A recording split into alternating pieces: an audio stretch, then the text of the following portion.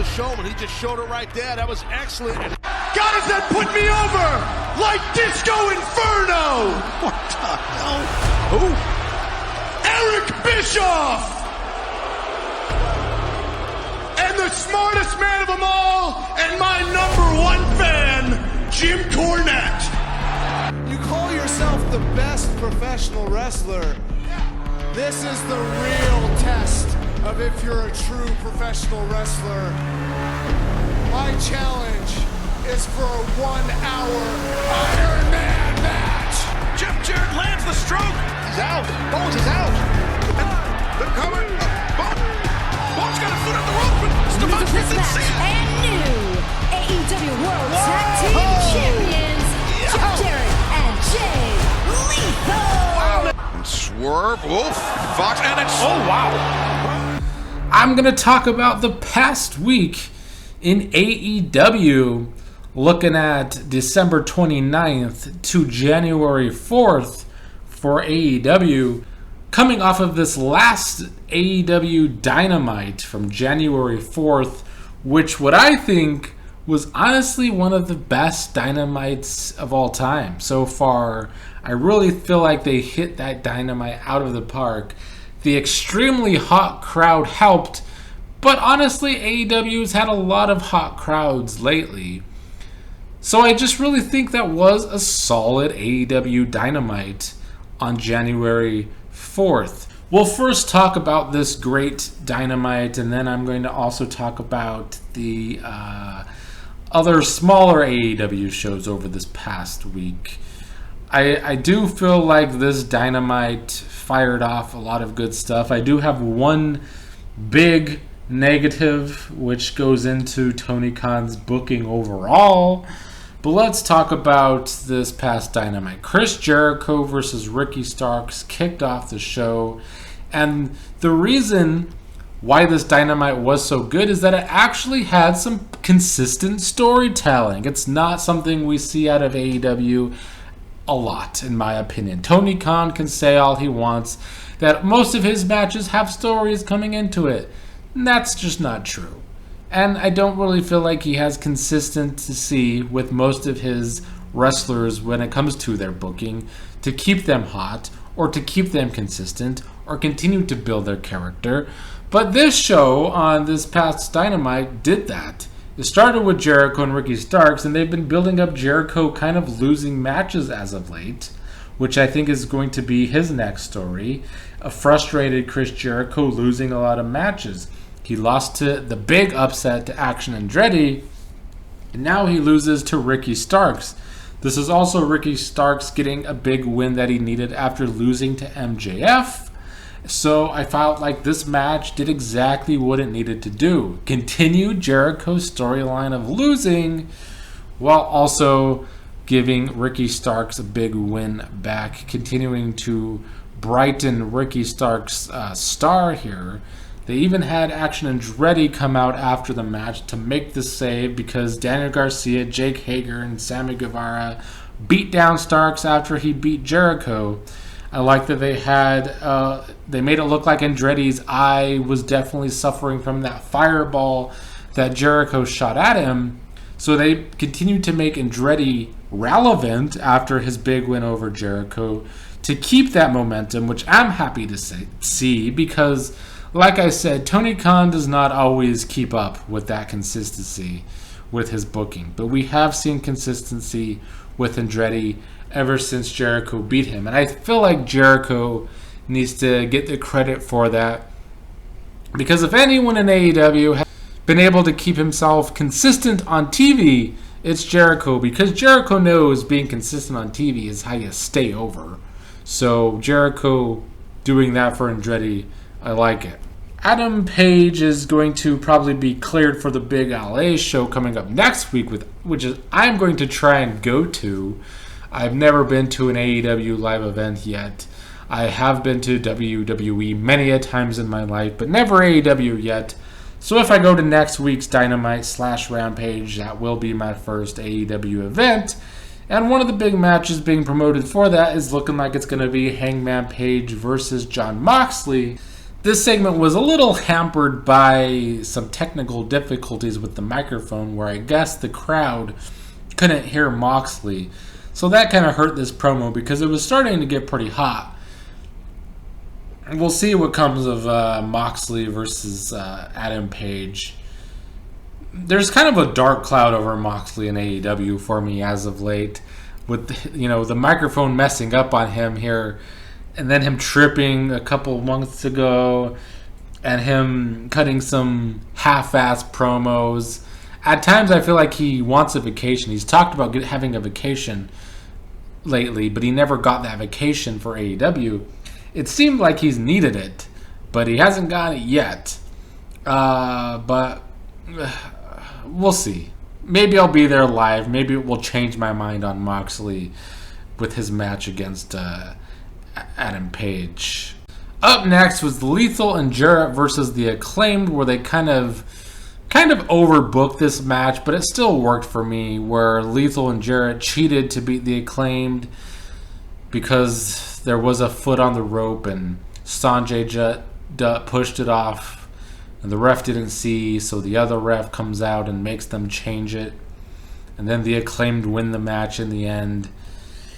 The best thing for me in this feud is that the Acclaimed used actual real life stuff in their last rap about Jeff Jarrett, bringing up the fact that Jeff Jarrett and Karen Angle had an affair, Karen Angle cheating on Kurt Angle to be with Jeff Jarrett, and then Karen Angle selling for that on Twitter, and Jeff Jarrett saying he's taking it personal. So they brought some real life into this feud, which is something that AEW does really well. They have really blurred the lines between real life and what's not real on the show, bringing in real life into their show a lot, keeping you on your toes, wondering what's real and what's not. Because of a lot of backstage turmoil in AEW, which Tony Khan gets a lot of flack for, which he deserves a lot of that flack, with backstage on AEW seeming like a mess, seeming like he's not a real leader for the locker room, it blurs the lines between reality and what's fake on this wrestling show. And I like that out of AEW. That's one of the best things AEW does for me, is blur that line. Next up, we had Saraya say that Tony Storm is going to be her tag partner coming up on next week's Dynamite, when she has a mystery partner to go against Britt Baker and Jamie Hayter. All the speculation for weeks that it would be Sasha Banks, aka Mercedes Money, who just debuted in New Japan. Then we had some people online claim she is definitely signing with AEW and that she will be Saraya's mystery partner. Then, of course, we have Dave Meltzer trying to say that he doesn't think it's going to happen. I don't know if that's Meltzer's way of trying to hold water for Tony Khan because he's on the payroll or what, but we'll see if Mercedes is really there. I hope so if I'm there live. But yeah, the build to that match has been weird. I don't know. Next up, Bryan Danielson beat Tony Nese, and then they set up the feud between Danielson and MJF, where, of course, Danielson needs to win a bunch of matches to become the real number one contender for MJF. And MJF says Danielson needs to go on a winning streak or else he can't have a title shot, basically. And Danielson saying, well, if I do this and jump through hoops to be number one contender, then I get to call the shots on what match we have. And Danielson wants a 1 hour Iron Man match with MJF, which would be interesting, I guess. MJF in an Iron Man match would be interesting to see because MJF had a lot of botches with his match with Ricky Starks a couple weeks ago. Every time he tried to reverse, he messed up. So him being in an hour-long match could actually really expose him as a wrestler in the ring, like Danielson said, I get it. It makes sense for Danielson to want an hour-long Iron Man match. I just don't know if I want to see MJF in an hour-long Iron Man match, to be honest with you. And then Swerve Strickland and AR Fox went out there and had a ridiculous banger. Like, they were stepping on the gas pedal that entire match. And it was a lot, but it was great. It was a highly entertaining move. Fast, quick action. Those two brought it. Really helped that the crowd was so hot all night, really, but they were really hot for that match as well. And those two kind of have matches that I don't necessarily like, because, you know, a match with just a bunch of moves isn't my cup of tea. I'm more old school than that. But they didn't just have moves just for moves in that match, in my opinion. There was a little bit of that, but I felt like they kept it more simple, and so they kind of pulled it off for me.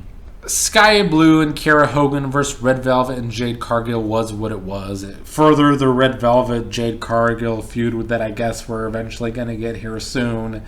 One thing I hate about Tony Khan that he does a lot on Dynamite is sandwich the women's match, the one women's match on Dynamite, into a hard spot where it doesn't really fit and it's going to have a hard time getting over.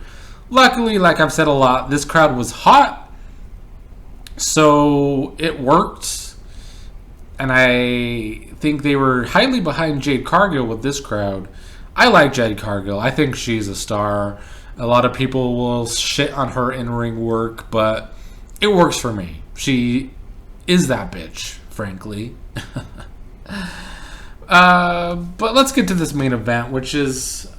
everything was positive for me up until this main event, where Darby Allin defeats Samoa Joe for the TNT Championship, which it's a feel-good way to end the show or whatever. But Samoa Joe was on a good run as TNT Champion, and I just don't understand the booking for the TNT title. It's been all over the place from Tony Khan.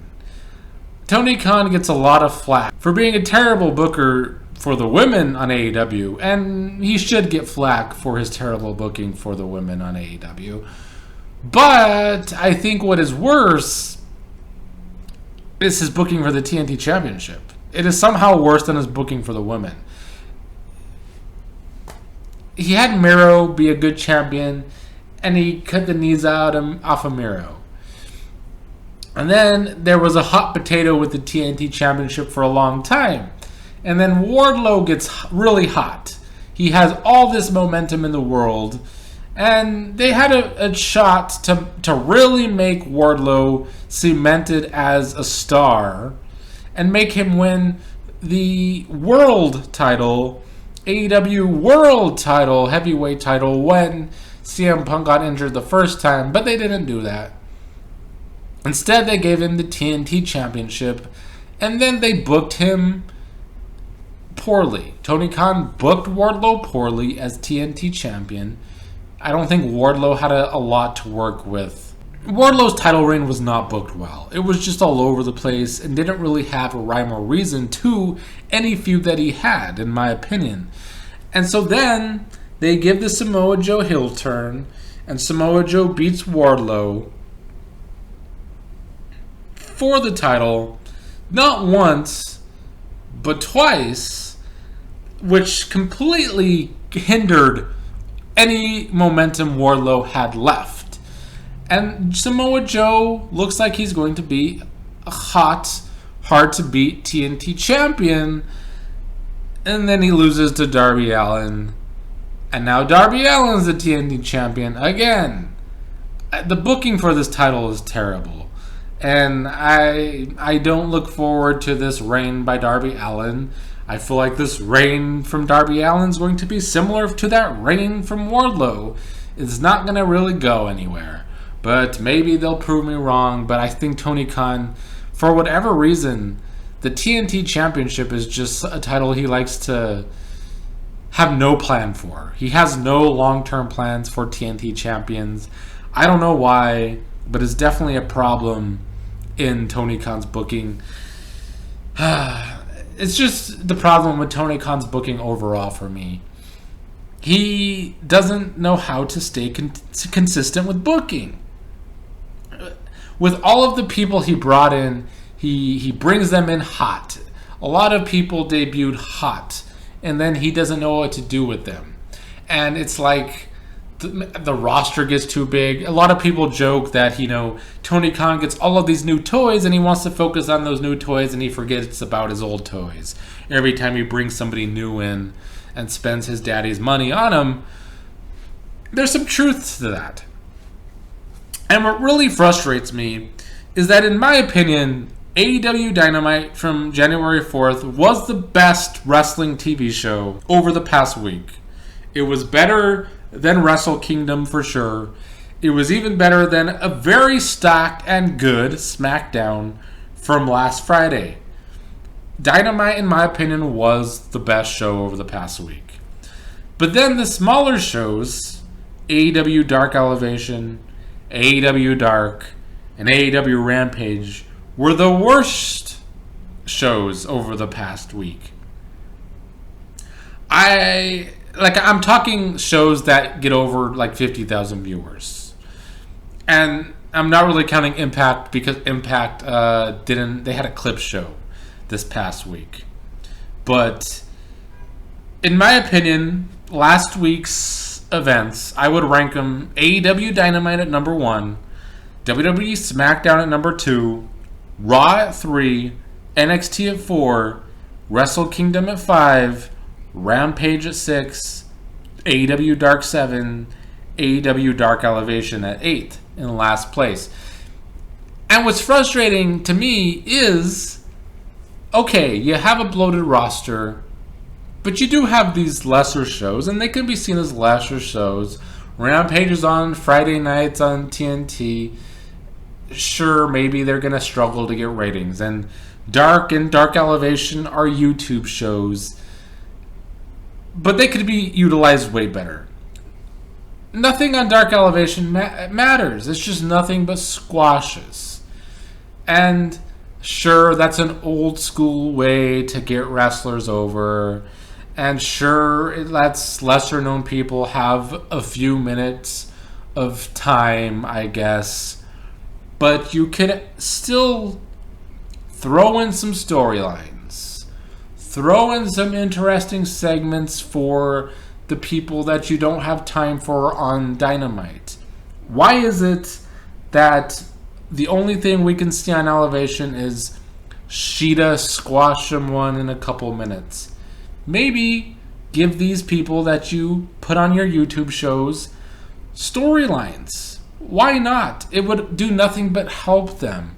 And also, you have a lot of people on the roster sitting at home not liking the creative direction, Miro being the biggest one. We've heard how Miro doesn't like the creative Tony Khan ever has for him. And it's kind of easy to see why. Because Tony Khan this is 3 hours of TV time between Elevation, Dark, and Rampage. And we didn't get anything all that great from it. On Dark, we did have a segment where after the Christopher Daniels and Brian Pillman Jr. match, where Pillman Jr. loses to Daniels, Arn Anderson has a talk with Pillman Jr. Arn Anderson kind of wants to take Pillman Jr. under his wing because he thinks it will not only help Pillman Jr., but help his son Brock. This is simple, but it's good. I like it. This was the only, between Elevation and Dark, this was the only little bit of storyline that we got. And it has some history to it. Pillman Jr. was in the Four Horsemen once upon a time for a short while. So it makes sense. Why can't we get more of this on Dark and Elevation? Why does it just have to be squash matches? Why does it just have to be little 8-minute matches? Give me storylines. That's the only way you're actually going to get these lesser people over in AEW. This could actually be a way to slowly build up people in AEW that aren't be able to have time on Dynamite. I just wish Tony Khan would put a little more effort into these lesser shows. Even Rampage, most of the time, doesn't really matter. And even if they do have a good segment on Rampage, like a few weeks ago, when 10 turned on Dark Order, it was a great segment. And they've had very little follow-up to that since then, which goes back to how I feel Tony Khan does not know how to stay consistent with his booking. Consistency is the only way to keep someone over. It's just facts. And Tony Khan struggles with that. Like even on Rampage, we had a Jade Cargill versus Kiera Hogan match where Kiera Hogan was kicked out of the Baddies a few weeks back, and that was basically the only part of the storyline. This is kind of where Tony Khan loses me when he says he books storylines for every match. Not really. He books one story point, but he doesn't follow up on it. Like the story point is Kiera Hogan being kicked out of the Baddies. But then there was no real build to their match on Rampage. So why would viewers want to tune in for that match on Rampage if you don't give it any kind of proper build? It's just the lack of consistency that kills me with Tony Khan. And I hope he can one day see that it needs to be fixed. And then if he's going to be taking over booking ROH TV shows as well, he's going to wear himself even thinner than he already does. He could put all of this time and effort into Dynamite, but the rest of the television shows is a waste of time for AEW, and it shouldn't be that way. And it makes me think ROH TV might look the same way.